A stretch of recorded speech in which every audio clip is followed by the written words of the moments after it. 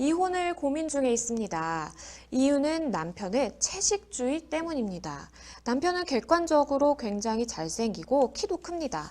그래서 본인 관리도 굉장히 열심히 하는 타입인데요. 결혼 전 연애할 때부터 채식주의를 시작을 했습니다.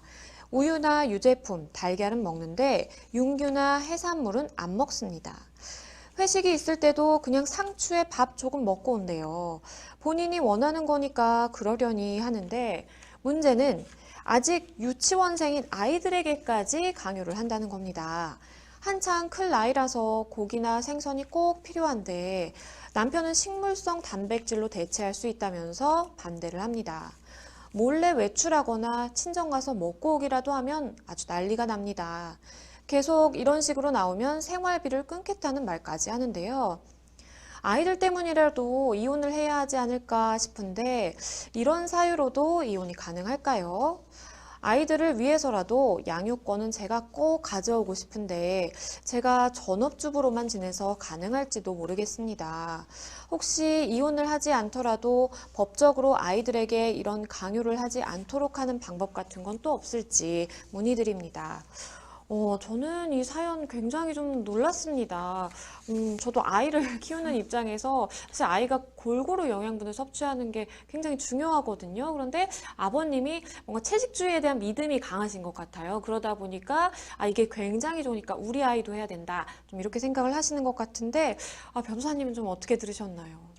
네, 저도 아이를 키우는 입장에서 네, 고기 없이 아이를 키울 수가 있나.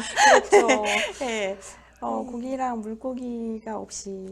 네. 맞습니다. 정말 공감해요. 왜냐하면 저도 지금 뭐 아이 식단을 짜줄 때 고기 하루, 뭐 네. 생선 하루, 뭐 이거 하루 이런 식으로 굉장히 좀 균형 잡히게 먹이고 싶어 하는 게 또 이 상담자분 네. 엄마의 마음입니다. 그렇기 때문에 얼마나 좀 속상하실지 제가 다 느껴지는데요. 일단은 궁금하신 점부터 좀 하나하나 만나보겠습니다. 일단 아이들에게 채식주의 식단을 강요하는 남편, 이혼 사유로 충분할까요? 일단 정도의 차이가 있을 거라는 생각이 듭니다. 이제 우리 법에서는 이제 재판상 이혼을 6가지 사유를 들고 있는데요. 배우자에게 부당한 행위가 있었을 때, 배우자가 악의로 다른 일방을 유기한 때, 또는 배우자 또는 그 직계 존속으로부터 심히 부당한 대우를 받았을 때, 자기의 직계 존속이 배우자로부터 심히 부당한 대우를 받았을 때, 그리고 배우자의 생사가 3년 이상 분명하지 않을 때, 그리고 거의 모든 이혼 소송에 들어가는 이혼 사유죠. 그렇죠. 그 밖에 네, 그 밖에 혼인을 계속하기 어려운 중대한 사유가 있을 때인데요. 제 생각에는 결국에는 여기에 해당하지 않을까라는 생각이 듭니다. 그래서 결국 기타 혼인을 계속하기 어려운 중대한 사유가 있을 때에 들어갈 것 같은데 네. 그렇다면 이 정도가 어느 정도냐는 것이 결국에는 관건이 될 것 같습니다. 사실 우리가 자식에게 이제 좋은 것만 해주고 싶다 보니까 아빠 입장에서 난 채식주의가 굉장히 좋다 해서 만약에 이거를 좀 해줬으면 좋겠다라고 아내에게 이제 권유하는 정도면 이거를 이혼이 된다라고 말씀드리기는 어렵겠지만 그게 아니라 말씀하신 것처럼 뭐 만약에 이걸 안 하면 아주 큰일이 나는 것처럼 거의 뭐 아이들을 뭐랄까요 강하게 표현을 하자면 학대하는 수준에까지 이를 정도로 강한 그런 고집을 부리신다라고 하면 그거는 또 이혼 사유가 될 수 있고 이게 상황마다 조금 다를 수 있다라는 점을 말씀을 드리겠습니다. 그리고 또 이제 상담자분이 궁금하신 점이 혹시나 이혼을 하게 되면 본인이 전업주부이시기 때문에 그러니까 경제적인 수입이 계속해서 일정하게 있는 것이 아니기 때문에 내가 과연 아이들을 잘 키울 수가 있을까? 그러니까 아이들을 양육권을 가져올 수 있을까라는 점이 가장 궁금하신 것 같은데요. 이 마음 또한 역시 이해가 됩니다. 좀 조언을 해주시죠. 뭐 물론 경제권도 양육권에 있어서 고려하는 중요한 사유는 맞습니다. 그런데 아까 MC님 말씀해 주신 것처럼 그 이 채식주의 식단을 강요하는 수준이 정말 아이의 생존권을 위협할 정도의 수준이다.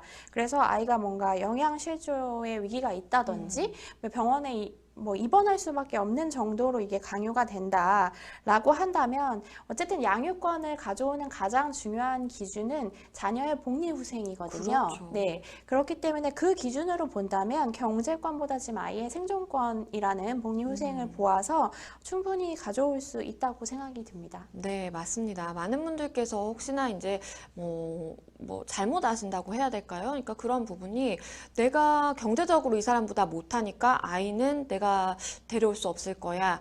이렇게 생각을 하시는 경우가 많은데요. 그렇다라고 한다면 많은 전업주부를 하고 계신 분들이 다 양육권을 가져올 수 없게 되는 상황인데 네. 이거는 맞지가 않거든요. 아이가 가장 행복하게 자랄 수 있는 곳은 어딘지 아이의 복리를 우선으로 판단을 한다라는 점을 좀 아셨으면 좋겠고요.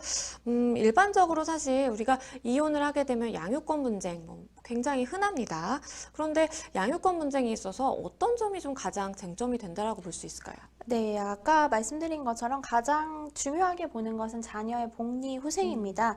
그래서 이제 자녀가 어느 부모랑 있고 싶어 하느냐도 이제 쟁점이 되기도 하고요. 네. 그다음에 뭐 이혼 사유에 아까 말씀드린 자녀에 대한 학대 부분이 있다던가 하면은 그 학대를 하지 않은 상대방이 상당히 유리한 입장이긴 합니다. 네. 네. 사실 뭐 전업주부니까 내가 데려올 수 없겠다. 뭐 양육권을 미리 이제 마음으로써 이렇게 걱정을 하시거나 너무 과도하게 그리고 뭐 포기를 하신다거나 이럴 필요는 전혀 없어 보이고요. 말씀해 주신 것처럼 아이의 복리후생을 가장 우선시하기 때문에 그리고 지금 아이의 나이는 알려주시지 않으신 것 같은데 아이가 만약에 스스로 나는 뭐 이렇게 지내고 엄마랑은 아빠랑은 이렇게 지내고 어떨 때 가장 행복하고 좋고 이런 거를 사실 본인이 이야기할 수 있는 나이가 되면 아이에게 직접 물어봐서 결정이 되기도 합니다. 그렇기 때문에 상담자분께서 너무 뭐 이게 남편에게 바로 뺏길까 봐 걱정을 과도하게 하실 필요는 전혀 없으실 것 같고요. 그리고 이혼을 하지 않더라도 뭔가 법적으로 이런 걸 강요하지 못하게 하고 싶다. 그러니까 이혼을 할 때 만약에 양육권을 남편이 가져가게 되면 뭐 아이에게 이렇게 채식주의를 강요하지 못하게 하고 싶다. 뭐 이런 말씀도 해주셨는데요. 상담자분께서 법적으로 취하실 수 있는 조치 내지는 법률적인 조언을 드린다면 어떤 게 있을까요? 이혼하지 않은 상태에서 할 수 있는 조치는 사실 사실은 없죠. 네, 그렇게 많지는 않을 거라는 생각이 듭니다. 그런데 만약에 아이에게 이제 수준이 이제 이혼 사유가 되려면 결국에는 학대 정도 수준이나 가정폭력 수준의 이제 식단 강요가 되어야 될 것 같은데요. 네. 그런 부분이 계속해서 이루어지고 아이들이 그것 때문에 아빠랑 있는 것을 굉장히 무서워하고 뭐 아이 나이가 뭐 굉장히 유아라든지 이렇게 어리고 할 경우라면 이제 이혼 소송 진행하시면서 접근금지 가처분을 신청하실 수도 있다고 생각이 들고요. 이제 경제권이 없으시다고 하셨으니까 이제 이혼하는 동안 이혼 소송은 길어진다는데 하는 동안 경제가 문제다라고 하시면 이제 사전처분이라는 제도를 통해서 양육비를 이혼하시는 동안에도 지급받을 수 있는 방법들이 있으시기 때문에요. 구체적으로 이게 조금 사유가 심각하다 생각이 드시면 상담을 한번 받아보시는 게 어떤가라는 생각이 듭니다. 맞습니다. 일단은 상담자분께서는 이혼을 생각을 하고 계신 것 같은데 양육권이 가장 주요한 쟁점이 되지 않을까라는 생각을 해보고요. 뭐 아이가 사실은 뭐 채식주의만 하고 살아야 된다라는 것은 아이의 복리후생에도 맞지 않는 부분이 좀 있다라고 개인적인 생각이 듭니다. 그렇기 때문에 양육권의 부분에 있어서도 너무 걱정하실 필요는 없지 않을까라는 생각을 해봅니다.